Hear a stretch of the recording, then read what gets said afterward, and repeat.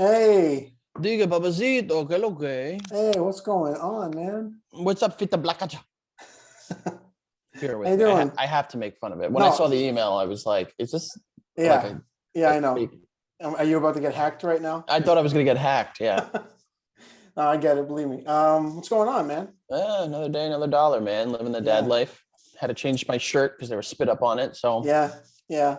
My uncle just had a kid a couple years ago, and every day it looked like he had just cum stains all over him.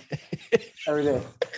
yeah, but basically, what a fucking, like all of my shirts have just white stains on it now. So Yeah, I need to, and I don't know, we just moved into a house. yeah. I was gonna say. I mean, I did like I've been doing the most like minuscule versions of things that every I adult. saw you're not minuscule. You're for where you are, that's not minuscule at all. You're putting in new Yeah, I doors and mean, shit. yeah, we just like I just set up a whole room and I'm setting up the mic and everything. And you just like a whole house and a baby. So it's Ugh. like, you know, Just the turn it up to scale. 11. That's Yeah, just a exactly. little, but you'll be there soon. Yeah. How's the audio doing? Am I all right? You're great. You sound great. How about me? Sweet. Yeah, awesome. Is it All right. coming? Is it coming through my mic or is it coming through the camera? Like, I does got it it into sound the clear? headphones. Yeah, it sounds fine. Okay. Sounds like it should be coming through your mic. Yes. Okay. Good. Just want to make sure. All right, sweet. Um, I've never had a guest on. This is my 8th episode. So I There have we go. no I'm just going what's the flying by the seat of my pants or whatever they fucking say. All right, so you want to just like I kind of talked about on Instagram that this would be just devoted to WandaVision the whole time. Cool. So quick thought, like first initial thoughts. What were like in a couple words, what did you think of the finale? A couple words. Jesus Christ. I think, you're evolving as a consumer of content when the like way that you watch it changes the way you think about it. And I think because I watch it at 6 a.m., not a lot of sleep, with my infant daughter on my lap. And I think it just hit different because of the situation. Like all of this, like when that last scene, I structurally had issues with the finale, but that last scene, I think, really tugged at my heartstrings. Yeah. And the circumstances in which I was watching them definitely probably played into it. When she's saying like no matter what happens, like you can't like take your family or some probably butchering the line. I was like, God damn it. Yeah. But I would, I would say first thing, spoiler warning, because people are gonna fucking bitch and moan. Oh. All right. I always forget, and then I always get shit for it. So all right, spoiler warning. If you haven't seen it, what are you doing? It's instantly accessible in your pocket. So get something done. All right. Yeah, basically. Anywhere that you turn, you'll be able to watch it. I structurally I had issues with the finale. I think it was good. I didn't think it was perfect. Yeah. But as you know, I'm not one of these people, and I'm interested to hear what you have to say about this, because I think a lot of people's issues with the finale are of their own mind. You have no idea how much I've wanted to talk about this with somebody. I've purposely not talked about it with anybody because I knew I would get it done on this. It's amazing how much the setup of like it's weird to say that they kind of set themselves up for a loss, because it was mostly the fans being like, oh, do you know who could show up this week? Or it was this show. I mean, that's what makes it so special also too, is it was big on like spectacle for each week. Yeah. And it's kind of funny to say that the finale, while a solid episode, was the weakest of the episodes. And they ended solid, but it was almost like a slant. I think the show, in a way, as I've kind of, gone back and, in hindsight, looked at some of the things that they've done and said, it's been tongue in cheek and kind of laughing and very meta at the audience. And it seems like it kind of almost purposefully did that with the whole series, and kind of said like, we know you're going to look too much into this. Yeah. So we're going to kind of, show, put the mirror in front of you guys and make you look and feel stupid. Like they planted seeds and did things that in any other world, in any other show, in any other, if this was any other, if it wasn't a Marvel or DC property. Oh, if it wasn't like a more just popular comic book or just one of those like the type of IP now that gets instant views, you know. Mm-hmm. If it was more experimental than how it's already been as experimental, it would not have picked up as much traction. And they were putting things down and being like, go ahead, pick that up, see what that is, investigate it, dedicate hours worth of filming, writing, and editing. The amount of theory views in the last 6 to like 7 weeks is unbelievable. There were views on everything down to who could the aerospace engineer be, who could Paul Bettany be talking about, who, how is Evan Peters' character in the universe? And I think, as you look back and you see like the Agatha All Along sequence is kind of like poking fun at the viewer. And it seems like the show itself is doing that as well. And what's so great is, I mean, whether I think it was done on purpose, whether it's done on purpose or not, is like you have a whole series based around TV. Yep. The driving force of the whole series is television. From the first episode with like the Dick Van Dyke Show leading all the way to the Modern Family parody. So the way that everything was distributed was like through television and having it be weekly too, and not just instantly bingeable. I think that all played into it. Dude, people were losing their minds, and it's like, have you forgotten how TV was produced for basically the last 70 years? It's insane. I talked about this on my third episode. Was like, I love the event of a weekly episode. Yeah, there's something just, I mean, whether I work I work sometimes Thursday nights, so like I'd be at work 3 a.m. and just and excited for that night of work because of the episode. It brings some like momentum along with it, I think the only difference is, when we talk like event television and we see, I think the most recent example that comes to my mind is Game of Thrones. And seeing Game of Thrones was event TV because it was instantly accessible for everyone at a reasonable time. 9 p.m.s on the East Coast, 6 p.m.s on the West Coast. Exactly. And I think that it was more, they're probably going to adjust it moving forward to some degree, at least I would hope, is because midnight is not perfect, but still accessible on the West Coast, 3 a.m. on the East Coast. For people like night owls like you that work through the evening, that's great. For people like me, for the rest of the world. So I do hope that they adjust that. And I think it would become more event television, because right now Disney Plus owns Friday. Between Mandalorian, between WandaVision, moving forward, I assume everything else will be out on Fridays. That is going to be, and back when, movies come back, Fridays are going to be a Disney day, basically. Oh yeah, for sure. And it's, oh, my mind is blanking. It's just something about the weekly episode that also, I mean, even with bingeable episodes, you can have theories leading up to them, but then instantly everything is dumped. So there's no, whatever's been let down, you can solely blame on the content. But when it comes to weekly, you can be like, all right, well, I mean, literally when it came out that Paul Bettany was talking about himself for that whole thing, I was like, there's no way he could have been that like aloof. Yeah. He had to have like just let it long enough for everyone else to pick it up. This is the thing is everything, everyone jokes about the Disney overlords, but and specifically with Marvel, everything goes through Feige. You have to imagine everything goes through Feige, and I'm forgetting the name of their security guy that had the cameo in Captain Marvel. Everything goes through him, to the point where if Bettany's gonna make that joke, you almost assume that it's kind of like Feige being like, make the joke a little. Yeah, you're allowed to. Yeah, you're allowed to. So I do think that as the show was kind of trying to be a play on TV, I do think a part of it was meant to be meta. Oh yeah. And say like, you guys, like sometimes TV is just TV. Yeah. Sometimes, and sometimes it's not. Sometimes it is the dark hold. Sometimes you can read into it.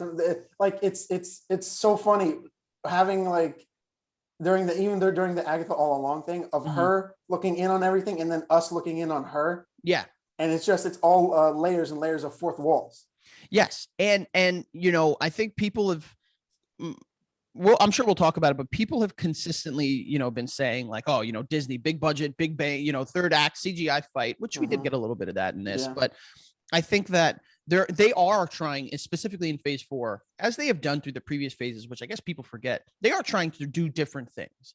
And it seems like the only natural progression, instead of being like everything is an Easter egg, is being like some things are, some things aren't. And allowing for people to talk about those week by week. I mean, you think about the marketing for the show. Yeah. Oh, it's been insane. It's been insane, but it has been almost done entirely by people like you and me. Exactly. It's so funny how it's the smallest thing, but that's also the best thing about weekly too. Weekly, like the word buildup alone, you're not going to miss the episode. Because you want to know. And if you do miss it, you better get the fuck on it, because everyone in the world is going to be talking about this one and the next one. I mean, normally I wake up every morning. I I go about my morning routine. I go use the bathroom, make my tea or whatever. I'm always, for better or for worse, I'm always like scrolling through social media first. Yeah. And to the point where WandaVision made me change that.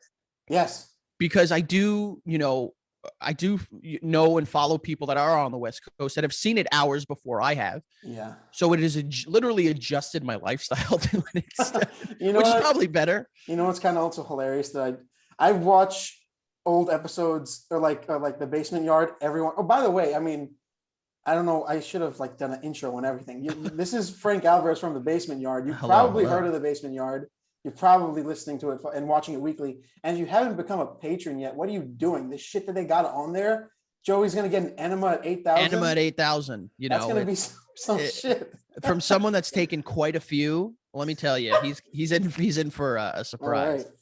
That's fucking hilarious. But also, but you brought up that your morning routine on, I think the extra yard, was that instant bathroom, and you just said the same here. Instant bathroom. And I'll tell you this, it's not by choice. It's definitely not. My body, it's like, oh, you're awake? You can't do anything. Everything starts rolling. Everything, literally, yeah. It's like the coal starts getting shoveled into this furnace. All right. So I have a question for you. I guess going into the finale, a big part of what people will be talking about will be Evan Peters' who, again, spoilers, revealed to be Ralph Boner. Ralph Boner. What are your thoughts on his reveal?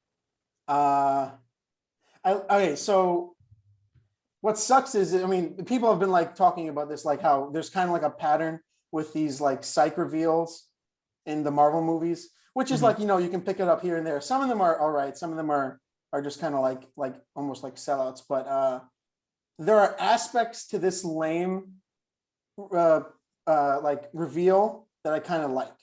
Okay. I liked that Agatha was. So I guess Ralph Boner was just some other guy in Westview. Apparently, he had headshots. So he's a guy that looks like fucking Evan Peters, who's acting, and his name is fucking Ralph Boner, and he didn't get a stage name for some reason. Yeah. I mean, if my real name was Boner, you best believe I'm using it everywhere. That's a good point. Everywhere. That's a good point.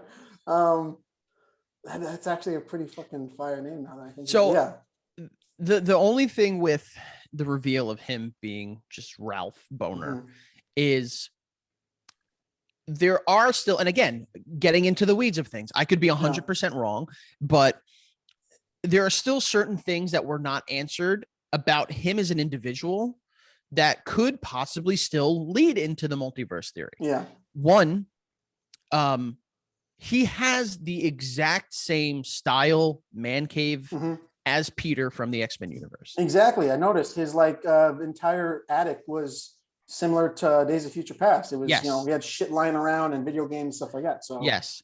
And I can't take credit for this. There's a very, there's a film pundit by the name of Dan Merle that I'm a big fan of on YouTube who noticed this, and it's worth noting is there is one shot, with Monica Rambeau, who, by the way, crushed it. Holy, what an awesome power reveal, by the way. They never really shown stuff like that. Yeah. Where the bullets phase through, but they don't they just drop. They just like stop. That was cool. there's a shot between them two in the man cave-esque area. Yeah. And right in between them is a poster it's a baseball poster, and it says 19 Davis. And from all research has shown, I don't know if you're a big baseball fan, but yeah. Alluding to the player Chris Crush Davis from the Baltimore Orioles. Mm-hmm. Now, when Peter's character is initially discussed in Days of Future Past, he's identified as someone that lives right outside of DC, which Baltimore, not too far out of DC. Yeah. Alluding to the possibility that this person can still be Peter from the XMen universe because of that connection, and possibly the missing person that Jimmy Woo had initially discussed when he went to Westview. When he went to Westview, yes. That's interesting. That's actually pretty. Yeah, I mean that could tie it together. What's like, you know, stings the most about it is like, I mean, Kevin Feige said they tried to figure out the most like logical way and like useful way to introduce Evan Peters as Quicksilver, and it's like, if it all just, and it has to lead to more, because you can't just have that, you know, funnel into Ralph Boner. Yeah, I mean, listen, as much as all good boners come to an end, you know. Oh man, and it was like she kind of like whipped him out of it, and then he was just a whole, whether he was just like a scared kid or something, or just a whole other person who's just been under Wanda's, you know, hex, or I think he was actually under Agatha's hex, which is So I think there are still a lot of unanswered questions, but you know, originally this show, with the original Phase 4 slate, it was this show, and then the week after Doctor Strange 2. Yeah, well, I mean, Black Widow was supposed to start Phase 4. Yes, which is fucking mind-boggling to me.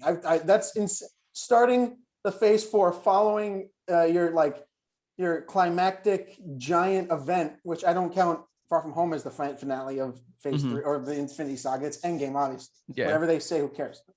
Following that with a prequel of a dead hero that will not affect anything in the world other than we're going to see Florence Pugh in a couple movies. Like, which, what a problem, right? Yeah. It's just the way it worked out because of COVID. WandaVision, I mean, it's a small solid about COVID. It's what a great start to something that looks like it's going to be so universe expanding. Yeah, and I do think in hindsight, because I don't know about you, I was like, the jury was out for Black Widow. Although you know, I enjoy you know, her character, I always was one of those people. I said, like, where can they go with this? And especially during the timeline, it's like, well, we know what ends up happening to her.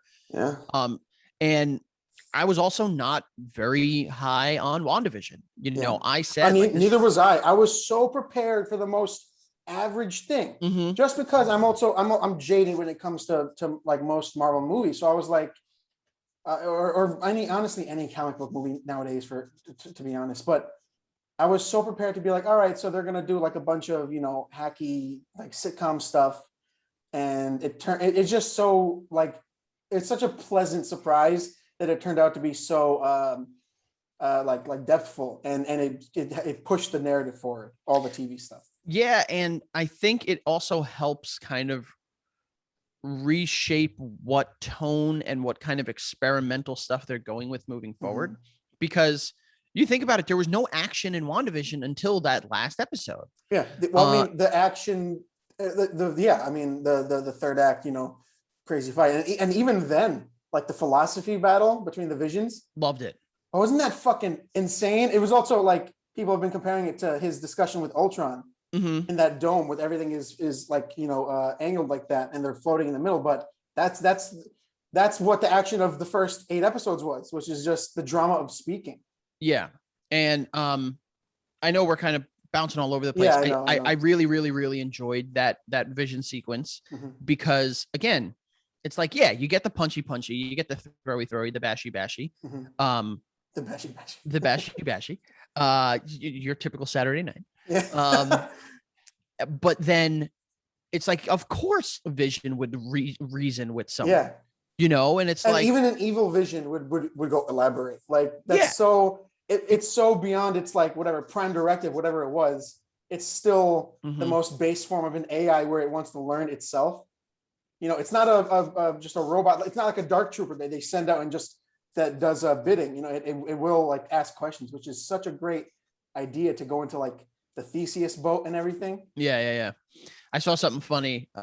Someone made a meme, and it was basically Wanda's head over Rey from Rise of Skywalker. Yeah. And she's like in the desert on Tatooine, and she's like, "What's your name?" And she goes, "WandaVision." And then it just cuts to the title card. It's like Rey does fucking Rey Skywalker. Like, what's your last name, random person? Like, oh yeah, of course. That's hilarious. But yeah, I think just my issues with the finale were just more like, I enjoyed the idea of Agatha being not as much antagonistic as much as just kind of like trying to be, and it just seems like she did a complete 180 in this episode. Instead of being the character who was just, you know, kind of along for the ride and trying to figure it out, she then instantly went very classic Marvel villain, like, give it all to me, you know, like. And don't get me wrong, Catherine Hahn, fucking incredible. She killed it. And what I thought was she was also Doc Ock in Into the Spider-Verse, which is so cool. It's funny, you can pick any Marvel actor and they've somehow done 2 roles in the universe. Oh yeah, pretty much, yeah. Yeah, but the way that we don't really see anything. I mean, it's funny to say because she's an evil witch or whatever. In the comics, she's Wanda's mentor, which I love that she keeps her around, because we're gonna see her again in whether it's Doctor Strange 2 or whatever. They're learning from their mistakes, for better or worse, you know. And I think like that's something that that was one of my biggest criticisms of the Marvel universe, you know, in its early onset, is they're killing all their villains. Yeah. And having this as, you know, having Agatha being like, literally, she even says to her, like, if I need you, I know where to find you. Yeah. I thought that was really slick, and I thought that was really smart moving forward. And there's going to be some built up tension for the next time because she's stuck in that role in that fucking in that town. Yes. And she can always, you know, like Marvel is leaving, they're not putting all their eggs in one basket. They're leaving some stuff all around. So in the end, if it made sense for them to use this person again, they can. But at the same time, if they don't want to, or God forbid, you know, in the traumatic event, something happens to any one of the actors, they don't need to address it. Yeah. You know, it's not like it's, you know, you can go the rest of your life not hearing or knowing about Agatha. Yeah. But if you do, you'd be pumped. Yeah. I also love that for a second there, like at least at the end of episode 8, I was like, oh, so is she just like almost like a magic checkpoint, sort of like Doctor Strange? Is she gonna like she can pinpoint this, you know, chaos magic off of Wanda and be like, all right, so I have to check this person because they're too powerful. And then, yeah, you're right. They turn into like classic villain of like, I'll absorb it too, which I guess should have been obvious. She absorbed all those witches' magic and her mom, which is like such a funny detail to me. I don't know why that's a funny detail to me, but her mom being like trying harder to like kill her is hilarious to me. Yeah, absolutely. I mean, listen, Lord knows if my mom had that opportunity, she would have probably done it a couple times. Sucked all the energy out. Jesus Christ. just fucking wearing just like a crown and just shooting lasers at me. And that's another thing that's really, so I have like a bunch of notes, but the Scarlet Witch has become the Dark Phoenix. It's a cosmic, you know, like a myth, which is such a fucking interesting way to do it without mutants. Even though they're gonna introduce mutants soon. Yes, and that's something that I picked up on, and I'm so glad that you picked up on it too. Yeah. And I think it's really well done because, I mean, with saying this kindly, you know, the XMen universe, it has a special place in my heart because it is a little nostalgic in a way. Yeah. Not the new ones, the old ones. Yeah. But they never got the cosmic aspect of it right. They never got Dark Phoenix right. No. So basically having it under our nose the whole time. Yeah. And showing this woman, and in addition, like, this is the way to do it. You care for her as a character. You show all of the fucking mud that she's basically dragged through. This poor girl is like, I don't know, she's not always on the brink of a collapse in like the movies. She watches her parents die. She watches her brother die. She watches her boyfriend die. She watches her children and, again, spoiler, recreated boyfriend go again. Dude, I'm not a father as far as I know, but when he We'll fact check after. Yeah. When he walks out, like good night, boys, and he's tearing up and he's trying to get out of the room as fast as he can to stop from crying in front of them. I was like, damn. Well, that's what I'm saying. Watching this with my daughter, I was like, damn. God fucking damn. And I think, something that is, I don't know if it's been unsaid or if it's not been discussed enough, is this show really, they must have started writing it right after Martin Scorsese criticized the Marvel movie. I just saw something about that. Because his whole quote was, cinema is two people conveying emotion back and forth, whatever. That's all this was. This show worked as well as it did, not because of the spectacle, it was because of the acting. Because Paul Bettany and Elizabeth Olsen, Jesus Christ. Bettany, Elizabeth Olsen, Catherine Hahn, Tiana Parrish, Jimmy Woo was lovable, Kat Dennings was there. I was gonna say Randall Park is lovable in anything. For some reason, the guy is the most neutral guy. You can put him in anything, and suddenly I'm like, I like that guy. Yeah, exactly. You don't need to know what it is. You see his face, and you're like, that's it. And also, who knows how the talks are going? There's all those rumors of a Jimmy Woo like X-Files in the Marvel universe. Sign me up. I'm watching. That which would be great because like especially with WandaVision, some stuff you can't do on like a movie scale. You can there are so many ideas in like Marvel Comics that you can bring in that just won't fit on a movie. You can put it into like a cool mystery show, with him. Yeah, he goes to investigate that whole like in mutant show that they had on Hawaii and just kills them all just to like rid the universe of these awful versions of the Inhumans. Okay, next thing so this is a two-parter for me to tell you. Okay. What the fuck happened to people being okay with open-ended endings? I know that most like people haven't always there's always going to be a percentage of people that are like, but I want all the answers right now forever. But I'm 100% fine with not knowing where White Vision went right now. He inherits all these memories from a Vision that inherited memories, from Wanda. Yeah. He knows that he is the Vision, but he is not the Vision everyone else knows. He's entirely wiped dry, and he goes off to do something. We don't know what yet, but I'm totally fine with not knowing.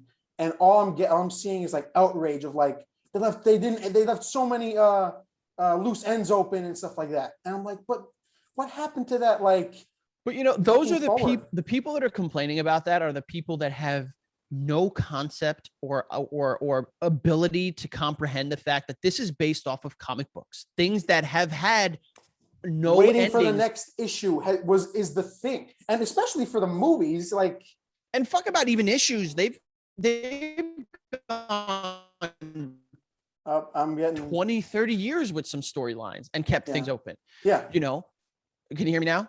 Yeah. Right. It went off but like they've gone 20 or 30 years without having any endings or satisfying conclusions to storylines.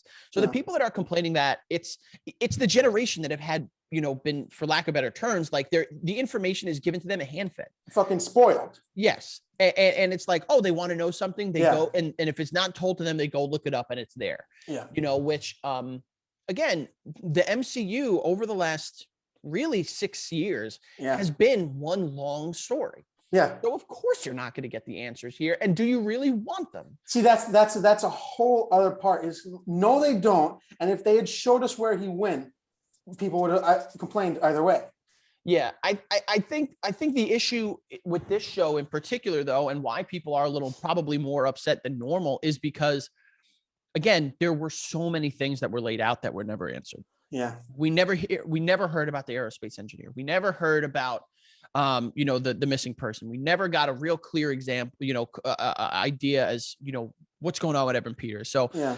I think that people are to an extent okay with no answers, but the amount at which they had done it in this show, the quantity was a little higher, and I can kind of get it, but at the same time, it's like, be along for the ride. For the Aerospace Engineer, I think I can't remember, it was like, episode 4 when she discussed it. Did she need the Aerospace Engineer to make the car that she was going to go in with? Or was it just she had another, like, I have a friend who knows about this information? I think she said that she had a friend who's an aerospace engineer that might be able to help or something like that. Because I think that's going to pay off in Captain Marvel too. Because apparently they were looking to cast a Michael B. Jordan type, which was probably going to be Blue Marvel in Captain Marvel 2, who Monica Rambeau dates in the comics. Okay, yeah. I mean, if they want to cast me, people say I look like Michael B. Jordan all the time. Yeah, I forgot. Yeah, Michael B. Jordan, Jason Momoa. Jason Momoa. First of all, say it correctly, you son of a bitch. It's only not like by face. It's when I was at a party. I had my shirt off in the pool, and someone's like, "Oh my god, you look like Michael B. Jordan," specifically in Black Panther. Because you had spots all over your body. I'm thinking it was the bumps on my body. It was more of a health concern than it was a because you're having an allergic reaction to the chlorine. Yes. I'm sure, it's almost strategic at this point that they lay so much groundwork that in the end, even if they didn't think they were going to do anything with it, they can always come back and be like, well, we had this plan the whole time. See, but that's my favorite thing about, one of the favorite things about the show was it is the driving force for that kind of payoff. In the future, anything that was alluded to could line back to this show. Yeah. Okay. The end credit scenes. We got 2 of them this time. I can't remember the first one. So the first one was Monica being summoned into the theater by a. Oh yeah. Okay. Yeah. By a sword agent. By the sword agent who turned out to be the Skrull daughter from Captain Marvel. That was my question too. I thought it was the Skrull daughter. Like they seemed like the same height, age, whatever. Like it could have just been a progression of that kid. Yeah. I mean, am I insensitive if I say all Skrulls look alike?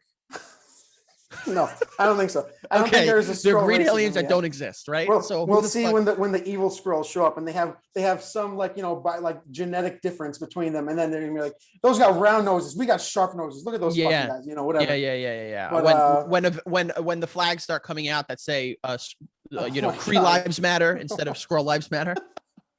Yeah. So the he that she is referring to, he wants you up there or whatever. A friend of your mom's wants you up there. Yeah. That's Nick Fury. I believe so. Right? Yeah. Nick Fury up there. Now, the best thing about that is there's this running conspiracy that the Nick Fury we've been seeing has just been a Skrull the whole time. Mm-hmm. Because all the way in Age of Ultron, he's eating a sandwich, not cut in triangles. And then they say in Captain Marvel, he doesn't eat them that way. He eats them in a specific way. His mom made them or whatever. And it's like, so how long have Skrulls been on the planet? I'm sure they'll go back and they'll reveal random antagonistic or even, or allies as being Skrulls, because a lot of people didn't like that reveal in Captain Marvel that the Skrulls, oh my God, the Skrulls were good guys. And it's like, well, yeah, of course, they're refugees. Maybe you should look at yourself if you saw them as a bad person. Well, I mean, they're not an evil species. I mean, yes, but leaving it open to interpretation and then they can change it in the end. I thought that was pretty cool. But I think that they'll probably do some stuff like that, because if you remember timeline wise, this takes place before Far From Home, and in the post credits, it does. Far From Home takes place 6 months later. Yes, and because everyone's back at school, not traumatized. Yes, right. as kids would be. Yeah. And a global school shooting. Basically. Oh my God. They what's it called? Basically, he's up there at that point in time. Yeah. So I wouldn't be surprised if it picks up immediately after that, or around that time, because the timeline is technically WandaVision does occur before Far From Home. And I watched Far From Home recently. Yeah. And I think that they're going to make it that Multiverse of Madness and Far From Home are happening at the same time, because SpiderMan says, can't you get Captain Marvel? And they're like, don't invoke her name. Can't you get Doctor Strange? And they have a wink. Busy. Like, he's busy. Yeah, off world. So I think that's probably where they're going to end up going. But that one was more, I guess people are probably going to be a little disappointed with that one, because they were expecting this, John Krasinski to come out and be like, we could work together and it would be fantastic. Sorry, what's your name? Richards or something. Whatever. Exactly. Okay. end credit scene number 2, which is the one to look for. You know, she is in a nice log cabin in the woods or in the mountains of wherever the fuck in America, or even if she's not in America, who knows?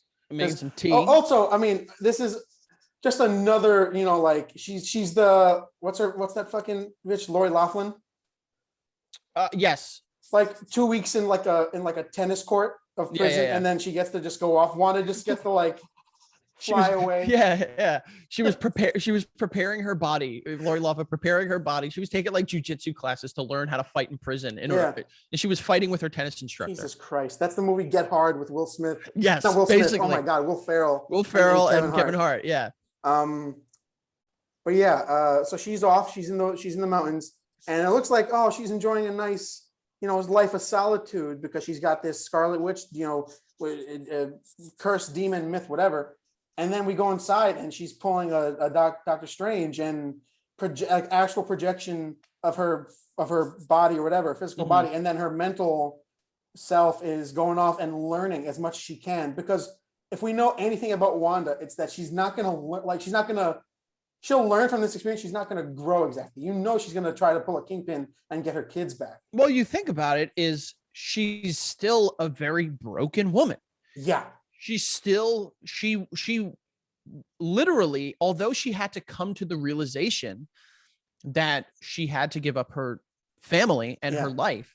That doesn't change all the trauma. That doesn't, exactly. So and that doesn't, trauma. It doesn't change that she's going to try. She's now been told, you can't have all this stuff, but you're also the most powerful witch.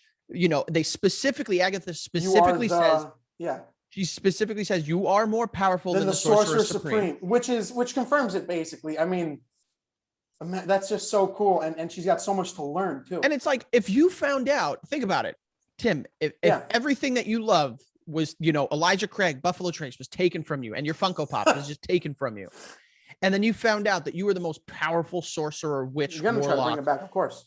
Wouldn't you? Exactly. And the best part is.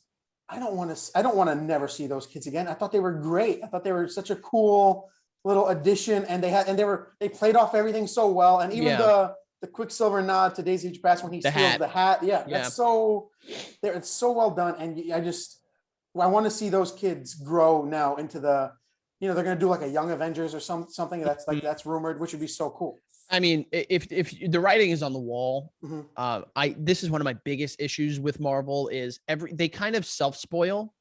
You know, I remember specifically, oh my God, yes, dude. I remember specifically with Age of Ultron and Civil War, they announced every character that was coming back in Civil War, except for one character. And that was Aaron Taylor Johnson's Quicksilver. Yeah. And I was like, okay, well then he's dying.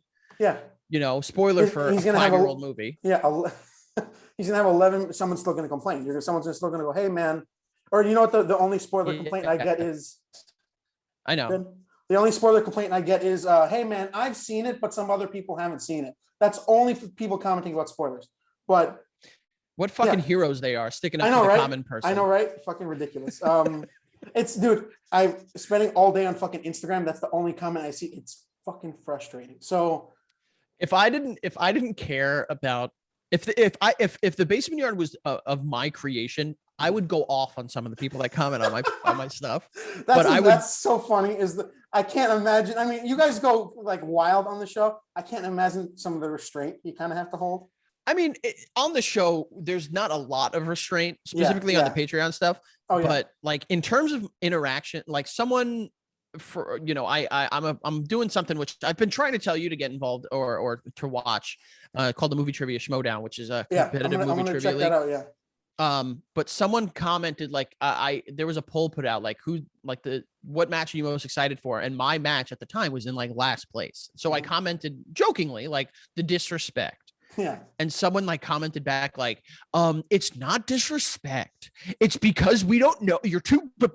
And I just wanted to comment like have you ever seen so fucking annoying. You know what I mean? Like you ever seen it's the edited Boba Fett gif where he's like, yeah. And he's flipping them off. I don't know if you do video here, but again, you know, just with the WandaVision stuff, it's like they almost self-spoil to an extent. And all the casting that they've done for the Young Avengers, Catherine Newton, coming in as Cassie Lang, and the girl, please forgive me, I don't remember the girl playing Miss Marvel. They are setting it up, and it's almost guaranteed that I hope the twins come back and they are their young selves. Yeah. Because there's something really cool about the Young Avengers being fucking like 8 or children, 9 years old. Being actual children who have to manage the powers and shit. Yeah. I mean, and like that would be fucking cool. And not 24-year-olds playing like 16-year-olds. Yes, exactly. Not like, oh my God, like what am I going to do with the homecoming dance? Yeah, exactly. I had a couple more things I actually wanted to bring up. So I thought there were, one of the other faults for this finale is that some of the characters that I felt like were sidelined for more narrative, I guess, purposes, like Darcy and even Monica. She shows up to get shot and to save the kids, and that's kind of all she does. And she reveals, Quicksilver not being Quicksilver and all that, but her, Darcy just was in traffic this whole time at the red light, and she just never thought to do anything. Yeah, Darcy Ex Machina really came in hard at the end there. I did not even think that the ice cream truck was actually a medical, like a military vehicle until that reveal. I thought that was cool. Yeah. And I think that they, what I loved about this and the show too, when it comes to the magic, is it's a whole different kind of magic. I mean, Doctor Strange showed magic, and most of his magic was, the whatever the fuck that thing is that does the portals and the reality stuff, like the time stuff mostly. But this had including like hexes and runes, and which is like a Nordic thing too, which I thought was interesting. Yeah, I mean, it goes back to Frigga, Thor's mom, the small line in Endgame saying like, I was raised by witches, and it shows you that this is something that has been around for a long time. We're just only starting to understand it now. It's been a culture. And of course, like you have this whole, MCU continuity of like, cultures existing. Of course, this witch culture would be like, it makes sense now because it happens to work now, but this witch culture would be thriving and would have their own myths and legends and shit like that too. Of course. And again, tying it back in, I think it's a really smart, it's really cool because in the comics, the idea of the Scarlet Witch does get passed down. Yeah. But making it like this almost, like cataclysmic, like you are destined to destroy the world is what Agatha said.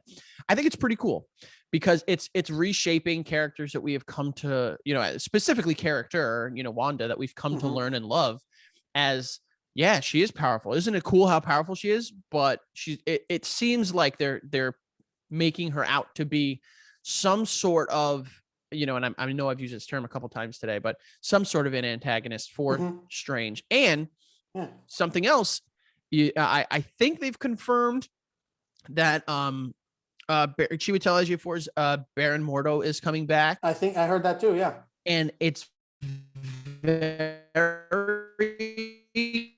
what he was out to. I take it from those not deserving, the power from those not deserving.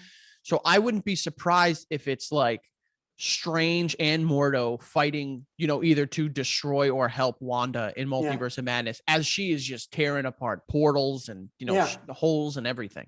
That's the best part of, making chaos magic this huge cataclysmic type thing. Everyone's going to have to like work together, or, even like Mordo could be, what's the word?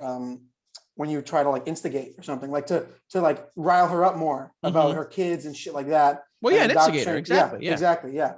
And that's it leaves so much more. I mean, there's so many things about Doctor Strange 2 that makes it one of my most anticipated of this phase. And I'll tell you what, and I'm pretty sure you and I are on the exact same boat right here, and it's Sam Raimi. Yes. Oh my God.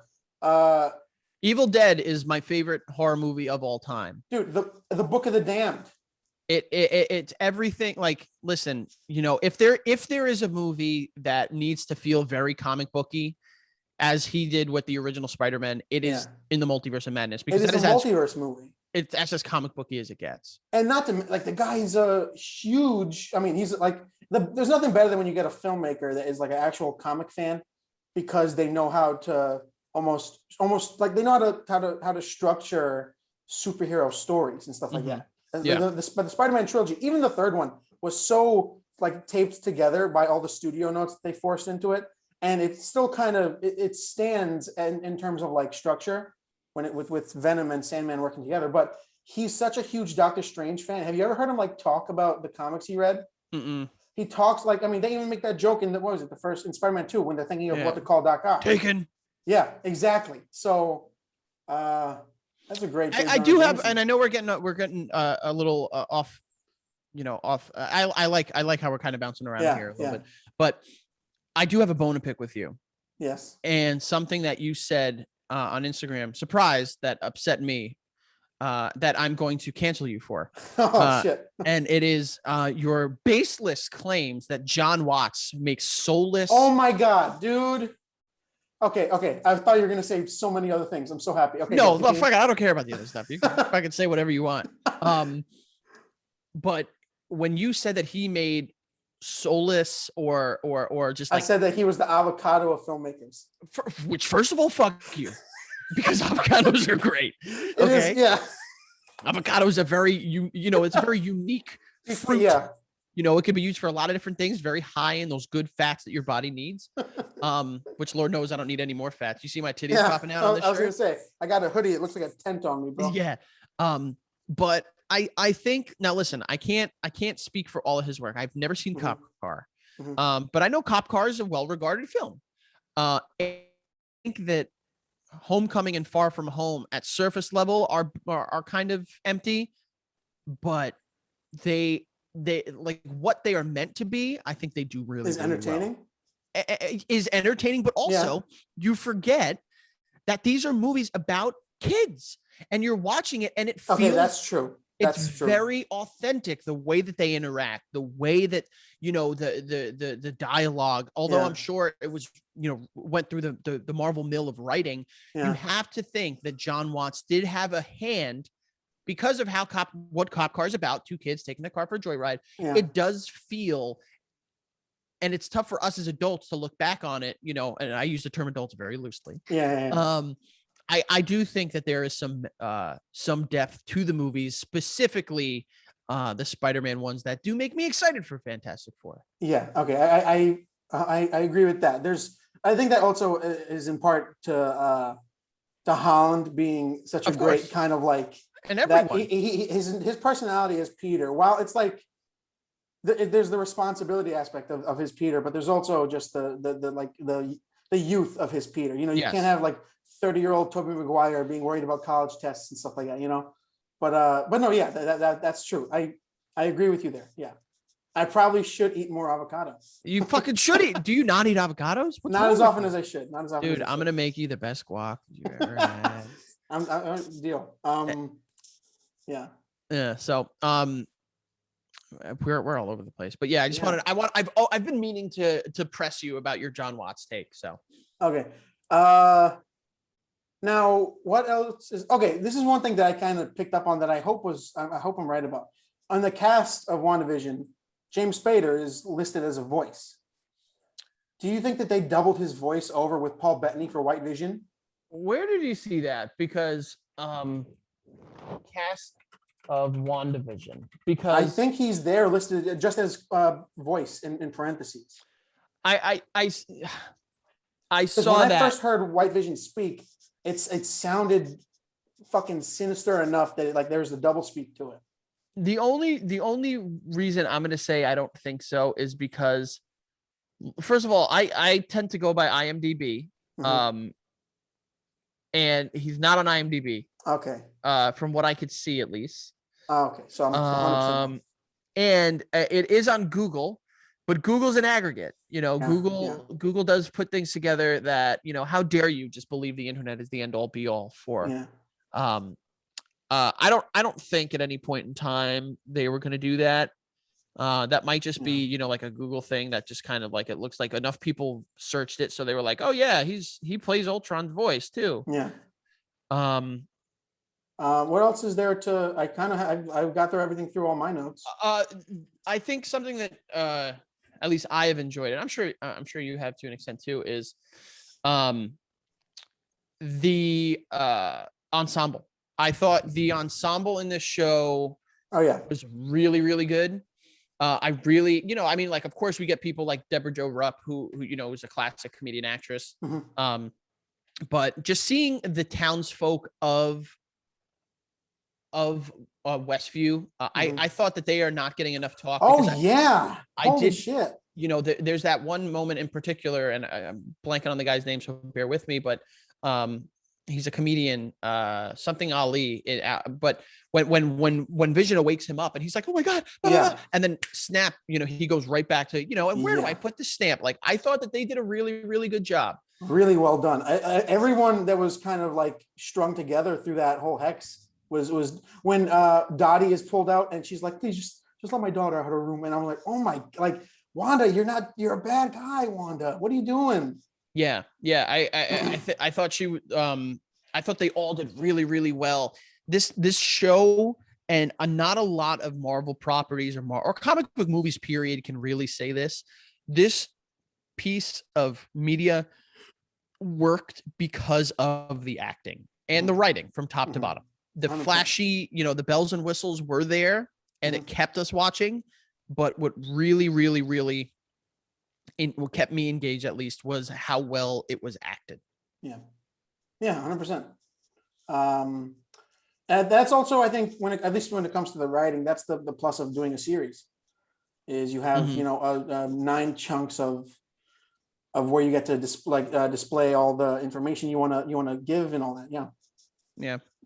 I mean, honestly, we were not excited for WandaVision as a show. Would we have been pumped for it as a movie? I think that the way that they did it, you could not do this in a movie, by the way. I mean, you could do like a skinned version of it, and you can give all the basic information in like a discussion at a round table where it's like, okay, so Wanda's taking over the thing. Hayward says that they stole the vision, but no one stole the vision. It would not have been delivered this well. Yeah. Everyone, I 100% thought she was like parading his corpse around. I did too. Which I was like, that's so cool. I kind of wrote this down. I was like, the way I compare this in terms of the unsettlingness and like the horror aspect to everything is The Shining. The Shining at the beginning, everything is all metaphysical. Every problem or every like scary thing is not because something is inherently scary. And by the end, when there is an actual villain revealed or an antagonist, or Jack, grabs a fucking axe, that's when it's like, okay, the primary threat is something that you can kind of hold on to. Like when she's cutting the footage in the beginning, that's the most terrifying thing to me. When Vision's like, something's wrong, and then he cuts right back. Yeah, that's the peak of like the unsettling. Well, exactly. And I do agree with that. And the small moments, I think you and I were speaking about it a couple of weeks ago, is the very small moments that you had not thought as being terrifying were terrifying, because it was the reality of the situation bleeding through. It was the mailman when they're looking for Sparky the dog, and he goes, don't worry, kids, your mom won't let him get far. And it's like that, because of how like the reality of that person's, granted, maybe, it's not like, multifaceted or layered acting, but like the fact that he's like the context, exactly. The context and the subtext makes it more scary, because it's like, holy shit, like it's such a throwaway line, but with everything else in play, it fucking terrifies. It's the most basic of like, help, like, please somebody help. Like, yes. It's and it's just filtered through that character. Yeah. Which is so great. We're just about coming at an hour, I think, man. Son of a bitch. I know, right? And I don't know if this continues. I have the Zoom let me set it only for an hour. Yeah, that's free version of Zoom. You gotta start banging those bucks out, baby. I have the $14.99 a month, whatever. Oh, I don't know. I don't have it. I don't have it. So, you should be fine. But what else? Anything last thing? I think I again, my issues with the finale were, I think it did put a nice bow on certain things. But I do wish that Agatha's character remained more along, like, I wish it really was entirely Wanda as the bad guy here. And I guess you could read into it as that. Yeah. But no antagonistic force is what you mean. Yes. I do wish it was just like, Wanda did all this, Wanda fucked up, and then Yeah. it's like, oh shit, you know, like she has to correct it. And Yeah. I get why Agatha's there, and I thought that Catherine Hahn did a great job. Of course. I wish she had just kind of been the more of the nosy neighbor into the finale than, you know, the big bad, so to say. Yeah. All right. I 100% agree. And yeah, I'm gonna throw it to you now. Where can people find you? The 50 people that listen to this, where can they find you? The 50, we'll get you more, baby. We got you. You can find me Alvarez 8085 on Twitter and on Twitch. I play video games every Monday, Tuesday night. You guys are more than welcome to come play with me. You know, as you tell other adults to do, play with you. And then the Frank Alvarez on Instagram. Make sure you check out the Basement Yard podcast, YouTube, Spotify, Apple Podcasts, anywhere you like it. And yeah. All right. And I should work on my outro too. I do it so much that it's yeah, like I get it. Yeah. It's muscle memory. Subscribe to the podcast on Apple Podcasts, Spotify, and YouTube. Next week, I'm actually going to be doing full-on video. I finally have space to set up my camera and everything. There you go. I'm going to work that shit out. But and follow me on Instagram at Comedian of Cinema. All right. I think that's it.